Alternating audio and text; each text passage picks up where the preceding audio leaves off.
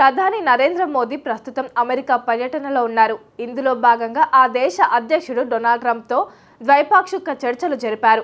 అనంతరం మోదీ బస చేస్తున్న బ్లెయిర్ హౌస్లో ప్రపంచ కుబేరుడు డోజ్ సారథి ఎలాన్ మస్క్తోనూ మోదీ భేటీ అయ్యారు.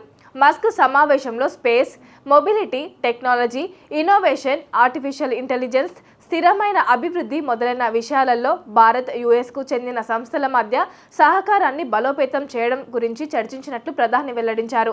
అంతేకాకుండా పాలనా యంత్రాంగంలో భారత్ తలపెట్టిన సంస్కరణల గురించి మస్క్ వివరించినట్లు మోదీ పేర్కొన్నారు. వీరి సమావేశంపై అమెరికా అధ్యక్షుడు డొనాల్డ్ ట్రంప్ మాట్లాడుతూ మస్క్ భారత్లో వ్యాపారం చేయాలనుకుంటున్నారని అన్నారు. అయితే అధిక సుంకాల కారణంగా భారత్లో వ్యాపారాలు చేయడం కష్టమని పేర్కొన్నారు.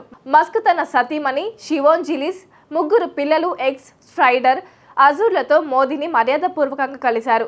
మస్క్ పిల్లలకు మోదీ కొన్ని పుస్తకాలను బహుమతులుగా ఇచ్చారు. వీటిలో నోబెల్ బహుమతి గ్రహీత రవీంద్రనాథ్ ఠాగూర్ రచించిన the crescent moon, Vishnu Sharma రచించిన పంచతంత్ర, ఆర్కే నారాయణ్ పుస్తకాలున్నాయి. దీనికి సంబంధించిన చిత్రాలను మోదీ సోషల్ మీడియాలో షేర్ చేశారు. మస్క్ కుటుంబాన్ని కలవడం సంతోషంగా ఉందని అన్నారు. అందులో మస్క్ పిల్లలు ఈ పుస్తకాలు చదువుతున్నట్లు కనిపించాయి. అమెరికా పర్యటన ముగించుకుని ప్రధాని నరేంద్ర మోదీ భారత్ బయలుదేరారు.